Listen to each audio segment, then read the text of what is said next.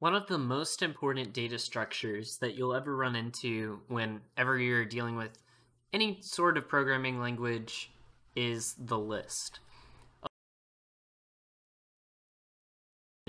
Is a list of items contained in one object. So, for example, if we wanted to create an object, or if we wanted to create a list, what we would do in Python is do var, the name of your variable, equals, and then 2 brackets. And inside of these brackets, we're going to put 1, 2, and 3. And it seems pretty simple just to set it up that way. But now what we have to do is recognize that we may want to add items to the list. So let's say we want to append 4 to the list. All right, and then if we want to print out what that actually does, and we run this code here, we'll see that we now have 1, 2, 3, and 4. So what if I don't want to print out all the objects in the list? Well, what I can do is set the index of that given item. So what happens if I do the number 0? So you would put the name of the list, the variable name, and then you would put the index, which is the position of the item. And you might be wondering, why would you put 0? What's that going to do? Well, let's go ahead and save it and let's run it. And it gives me the number 1. And then you might be wondering, well, 1 is in the first position. The way that indexing works in a lot of data structures in multiple languages is the first item in a list always starts with 0 as the index. So this is index 0, this is index 1, and this is index 2. So if I wanted to get the number 3, I would go ahead and do 2 right here. And then if I run the code again, I have 3. So the index of 2, 0, 1, 2, then it gives me 3. So that's easy enough, right?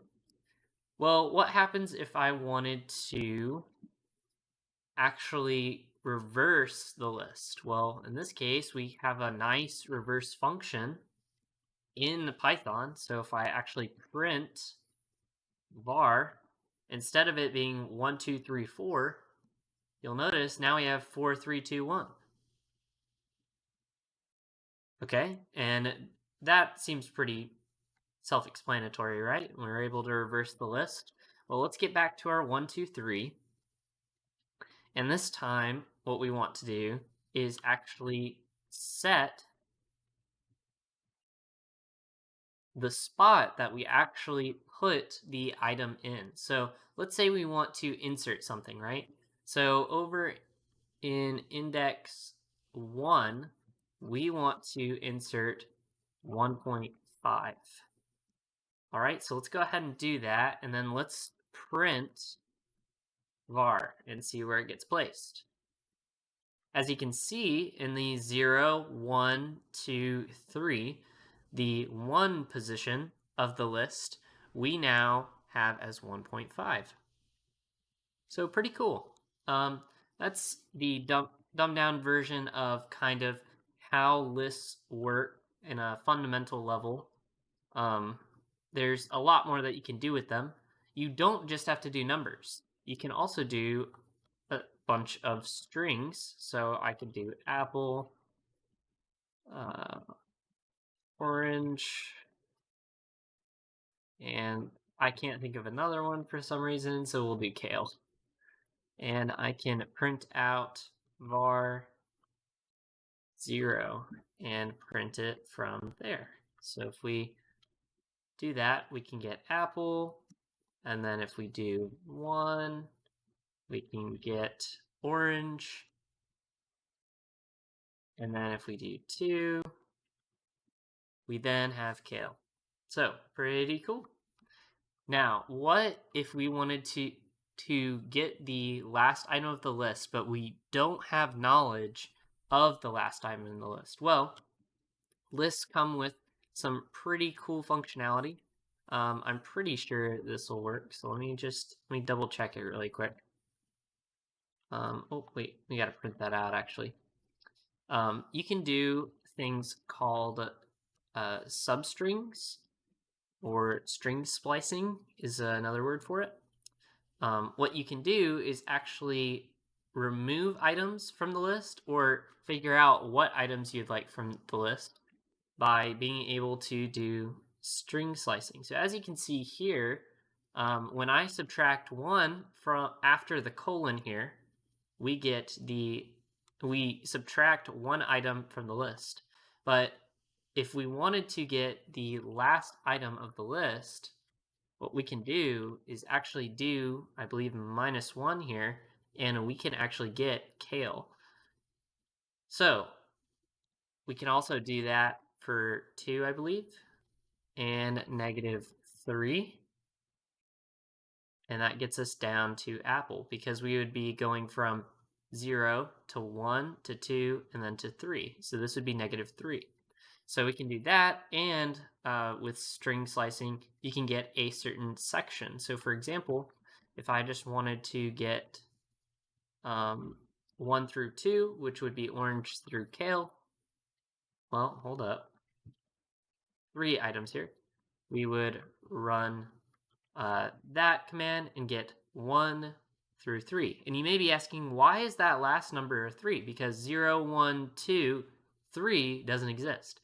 Well, to make things even more complicated than it has to be, Python sets the last number here as the actual length of the list. So in this case, you can actually do 1, 2, or 3 instead. So that is position 3 on the second part here. And there are cases where it makes sense. Personally, I think you could get away with doing that without the index, but there are design choices with this language. Last thing to note is that lists can be inside of lists. So, for example, if I had a list of numbers, I can put another list inside of here.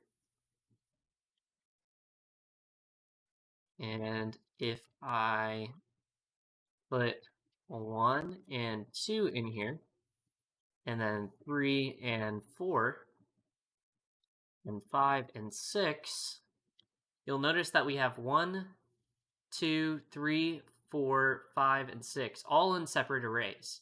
So I'm going to space this out a little bit so you can kind of see.